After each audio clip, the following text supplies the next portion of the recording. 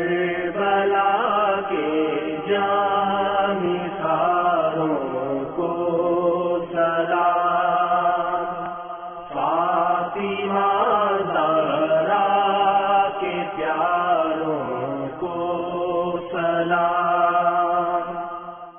امام علی مقام رضی اللہ تعالیٰ عنہ کی شہادت کے بعد آپ کے سر منور سے متعدد کرامات کا ظہور ہوا۔ چنانچہ اہل بیت علیہم الرضوان کے قافلے کے بقیہ افراد 11 محرم الحرام کو کوفے پہنچے، جبکہ شہدائے کربلا علیہم الرضوان کے مبارک سر ان سے پہلے ہی وہاں پہنچ چکے تھے۔ امام علی مقام رضی اللہ تعالیٰ عنہ کا سر انور رسوائے زمانہ یزیدی بدبخت خولی بن یزید کے پاس تھا۔ یہ مردود رات کے وقت کوفے پہنچا۔ قصر امارت یعنی گورنر ہاؤس کا دروازہ بند ہو چکا تھا۔ یہ سر انور کو لے کر اپنے گھر آ گیا۔ ظالم نے سر انور کو بے ادبی کے ساتھ زمین پر رکھ کر ایک بڑا برتن اس پر الٹ کر اس کو ڈھانپ دیا اور اپنی بیوی نوار کے پاس جا کر خوشی خوشی کہا، میں تمہارے لیے زمانے بھر کی دولت لایا ہوں، وہ دیکھ حسین بن علی کا سر تیرے گھر پر پڑا ہے۔ وہ بگڑ کر بولی، کیونکہ وہ محب اہل بیت تھی، تجھ پر خدا کی مار، لوگ تو سیم و زر لائے اور تو فرزند رسول کا مبارک سر لایا، خدا کی قسم اب میں تیرے ساتھ کبھی نہ رہوں گی۔ نوار یہ کہہ کر اپنے بچھونے سے اٹھی اور جدھر سر انور تشریف فرمادا ادھر آ کر بیٹھ گئی۔ اس کا بیان ہے، خدا کی قسم میں نے دیکھا کہ ایک نور برابر آسمان سے اس برتن تک مثل ستون چمک رہا تھا اور سفید پرندے اس کے ارد گرد منڈلا رہے تھے۔ بہاروں پر گیا جا رہا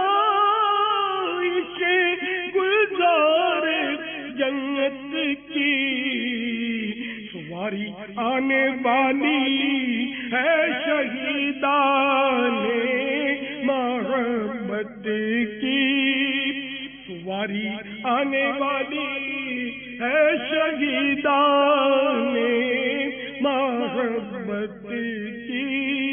ایک بزرگ رحمت اللہ تعالی علیہ فرماتے ہیں، جب یزیدیوں نے سر مبارک کو نیزے سے اتار کر ابن زیاد بدنہاد کے محل میں داخل کیا تو آپ رضی اللہ تعالیٰ عنہ کے مقدس ہونٹ ہل رہے تھے اور زبان اقدس پر پارہ 13 سورہ ابراہیم کی آیت نمبر 42 کی تلاوت جاری تھی۔ وَلَا تَحْسَبَنَّ اللَّهَ غَافِلًا عَمَّا يَعْمَلُ الظَّالِمُونَ۔ ترجمہ کنز ایمان، اور ہرگز اللہ عز و جل کو بے خبر نہ جاننا ظالموں کے کام سے۔ تو ان ظالموں نے سر امام کو نیزے پر اٹھایا، بلکہ شہدائے کرام کے سروں کو نیزوں پر لیے لیے جلوس کی شکل میں یہ پھرے۔ اس طرح تو ان کی شان گھٹی نہیں بلکہ ان کی مظلومیت میں اضافہ ہوا، اور جو مظلوم ہوتا اس کی شان بلند سے بلند تر ہوتی چلی جاتی ہے۔ عبادت ہو تو ایسی ہو، تلاوت ہو تو ایسی ہو، سر شبیر تو نیزے پہ بھی قرآن سناتا ہے، سر شبیر تو نیزے پہ بھی قرآن سناتا ہے۔ بدبخت خولی بن یزید نے دنیا ہی کی محبت کی وجہ سے مظلوم کربلا امام علی مقام امام حسین رضی اللہ تعالیٰ عنہ کا سر انور تن سے جدا کیا تھا، مگر چند ہی برس کے بعد اس دنیا ہی میں اس کا ایسا خوفناک انجام ہوا کہ کلیجہ کانپ جاتا ہے۔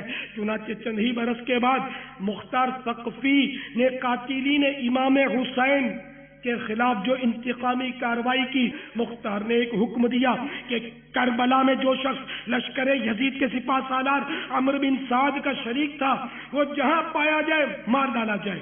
یہ حکم سن کر کوفے کے جفا شعار سورما بصرے بھاگنا شروع ہوئے۔ مختار کے لشکر نے ان کا تعاقب کیا، جس کو جہاں پایا ختم کر دیا، لاشیں جلا ڈالی، گھر لوٹ لیے۔ خولی بن یزید وہ خبیث ہے جس نے امام علی مقام امام مظلوم سیدنا امام حسین رضی اللہ تعالیٰ عنہ کا سر مبارک تن اقدس سے جدا کیا تھا۔ یہ روسیہ بھی گرفتار کر کے مختار کے پاس لایا گیا۔ مختار نے پہلے اس کے چاروں ہاتھ پیر کٹوائے، پھر سولی چڑھایا، آخر آگ میں جھونک دیا۔ اس طرح لشکر ابن سعد کے تمام اشرار کو طرح طرح کے عذابوں کے ساتھ ہلاک کیا۔ 6000 کوفی جو حضرت امام علی مقام رضی اللہ تعالیٰ عنہ کے قتل میں شریک تھے، ان کو مختار نے طرح طرح کے عذابوں کے ساتھ ہلاک کر دیا۔ باغ جنت کے ہیں بہرے مدرا خانے اہل بیت، باغ جنت کے ہیں بہرے مدرا خانے اہل بیت، تم کو مزدہ نار کا او دشمنان اہل بیت، بلا کے جانثاروں کو سلام، فاطمہ زہرا کے پیاروں کو سلام۔